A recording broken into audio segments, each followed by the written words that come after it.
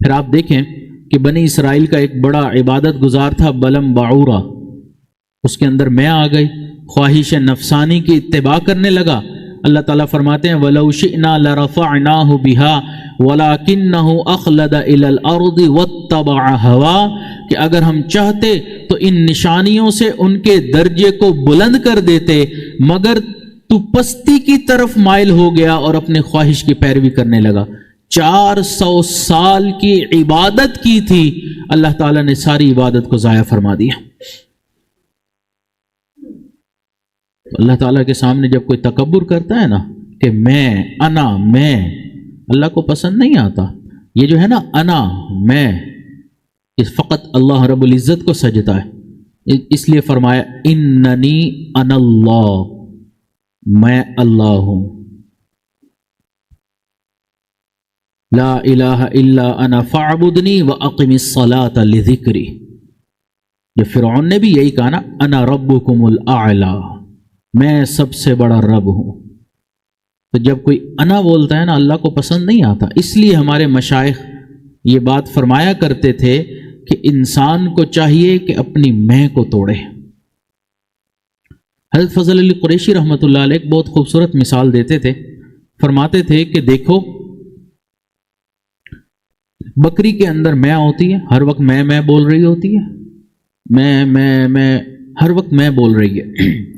فرماتے تھے اللہ رب العزت نے ارادہ کیا کہ اس بکری کی میں کو توڑنا ہے، ختم کرنا ہے۔ کیا کیا؟ سب سے پہلے اس کی گردن پر چھری چلوائی، اس کو ذبح کروایا، اس کے بعد اس کے کھال اتروائی، اس کے بعد اس کے اوپر اس کی ہڈیوں کو توڑا گیا، گوشت کے ٹکڑے کیے گئے، چھوٹی چھوٹی بوٹیاں بنوائی گئیں، اس کے بعد اس کے گوشت کو آگ کے اوپر رکھا گیا، آگ دی گئی، پھر اس کے بعد 32 دانتوں میں چبایا گیا۔ فرمایا یہ تو اس کے گوشت کے ساتھ حشر ہوا، پھر اس کے اندر کی جو آنتیں ہیں یا باقی چیزیں ہیں، پہلے زمانے میں ان آنتوں کو خشک کر کے ایک روئی دھننے والی مشین ہوتی تھی، اس کے اوپر فٹ کرتے تھے کہ اس کی طاقت بہت زیادہ ہوتی ہے اور مضبوط ہوتی، تو اس کی آنتوں کو خشک کرتے تھے اور جب روئی دھننے والی مشین کے اوپر لگاتے تھے اور اس کو جب یوں کھینچتے تھے تو اس میں سے آواز آتی تھی تو۔ فرمایا میں کرتی تھی، اللہ تعالیٰ نے اتنے پورے پروسیس سے گزارا، اب میں کی بجائے تو کر رہی ہے۔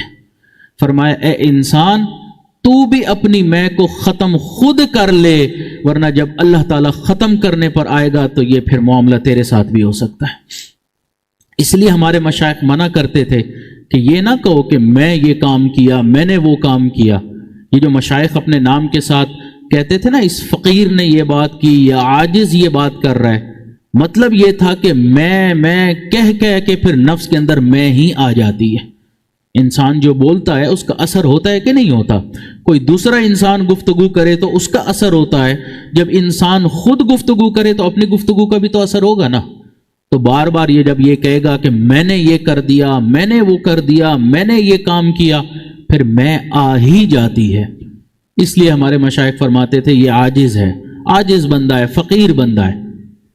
حضرت والد صاحب فرماتے تھے ہم تو ویسے ہی سرٹیفائیڈ فقیر ہیں، اللہ تعالیٰ کی طرف سے سرٹیفکیٹ ملا ہے، یا ایھا الناس انتم الفقراء، اے لوگو تم سب کے سب فقیر ہو۔